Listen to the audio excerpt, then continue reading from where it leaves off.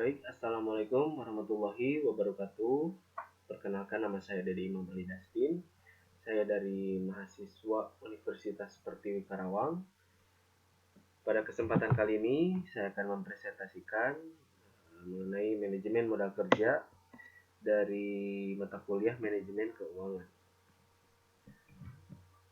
Saya dari kelompok 4 yang beranggotakan yaitu Bapak Muhammad Teguh, lalu saya sendiri Dede Imam Ali Dastin, ada Mas Galih Purnama, Mbak Luna Octavia, Mbak Amanda, dan Pak Puji Ferianto.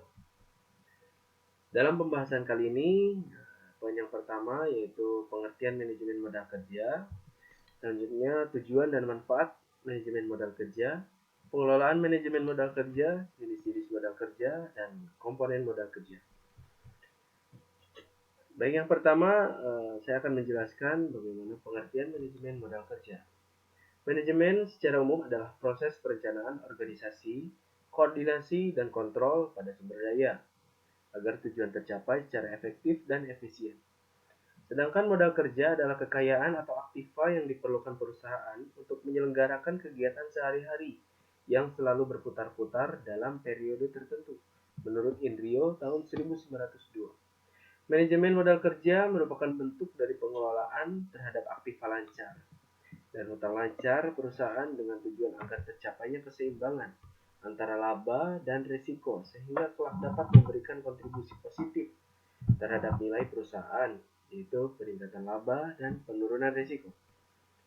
Lalu bagaimana cara memanage modal kerja? Yang pertama yaitu membuat perencanaan yang matang. Pastikan Anda membuat segala perencanaan keuangan yang tepat dengan mencatat modal awal yang dibutuhkan perusahaan. Jangan lupa perhatikan dan catat pos-pos pengeluaran uang dan arus penggunaan uang secara detail. Walaupun saat awal bisnis dimulai poin-poin ini masih sedikit dikeluarkan. Beri keterangan pada setiap arus kas, masuk, dan keluar, sehingga Anda tahu kemana modal kerja Anda dibelanjakan. Lalu yang kedua, membuat laporan laba rugi yang detail. Membuat perencanaan keuangan yang matang sangat penting. Namun, hal yang tak kalah penting adalah membuat laporan laba rugi dengan detail. Hal ini dimaksudkan untuk mengetahui kondisi keuangan bisnis Anda, apakah rugi atau untung. Dengan membuat laporan laba rugi secara detail, jika bisnis Anda mengalami kerugian, Anda bisa segera membuat strategi pemasaran yang baru agar lebih untung.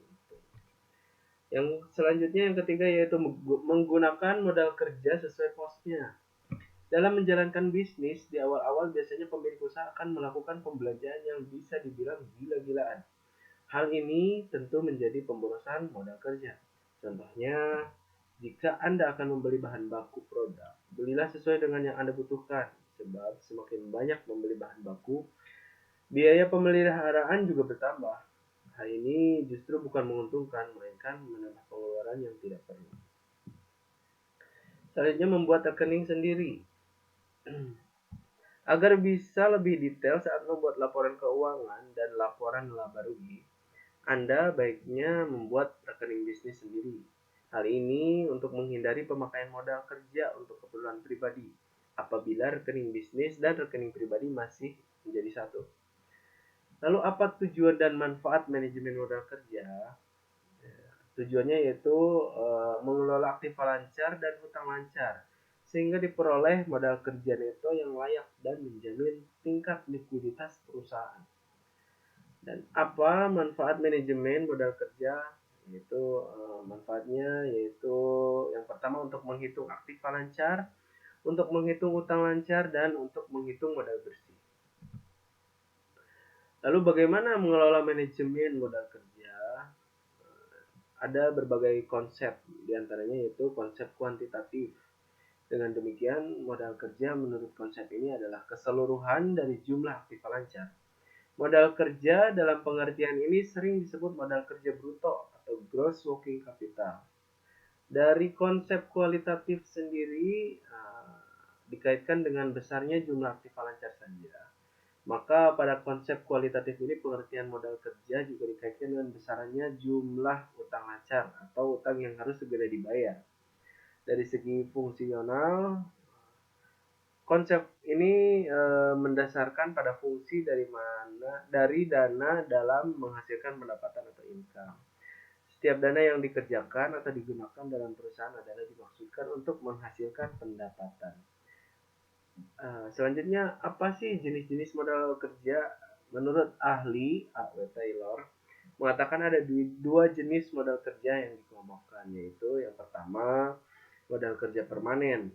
Modal kerja permanen sendiri yaitu merupakan modal kerja yang wajib dan harus selalu ada di setiap atau dalam perusahaan agar di perusahaan tersebut dapat menjalankan setiap kegiatannya untuk memenuhi setiap kebutuhan konsumen. Di jenis modal kerja permanen ini dibagi menjadi dua, yaitu modal kerja primer dan modal kerja normal. Lalu yang selanjutnya dari modal kerja variabel. Modal kerja variabel yaitu modal kerja yang jumlahnya berubah-ubah, yang menyesuaikan dengan setiap perubahan kegiatan maupun keadaan yang lain yang bisa mempengaruhi perusahaan tersebut, atau bisa berfluktuasi dengan berdasarkan peningkatan atau volume dari penjualan atau produksi. Dari modal kerja variabel itu terdiri dari modal kerja siklus, modal kerja musiman, atau modal kerja darurat. Dari segi komponen modal kerja itu cakupannya yaitu aktiva lancar atau current asset. Menurut ahli, aktiva lancar adalah uang kas dan aktiva lainnya yang dapat diharapkan untuk dicairkan atau ditukarkan menjadi uang tunai, dijual atau dikonsumer dalam periode berikutnya, paling lama 1 tahun, atau dalam peraturan kegiatan perusahaan yang normal yang termasuk aktiva lancar yaitu adalah kas, investasi jangka pendek, wesel tagih, piutang dagang, penghasilan yang akan masih diterima, persediaan barang, biaya yang dibayar di muka. Yang kedua, utang lancar atau current liabilities. Menurut Jumingan tahun 2009, hutang lancar atau hutang jangka pendek adalah kewajiban keuangan perusahaan yang pelunasannya atau pembayaran akan dilakukan dalam jangka pendek 1 tahun sejak tanggal neraca dengan menggunakan aktiva lancar yang dimiliki oleh perusahaan.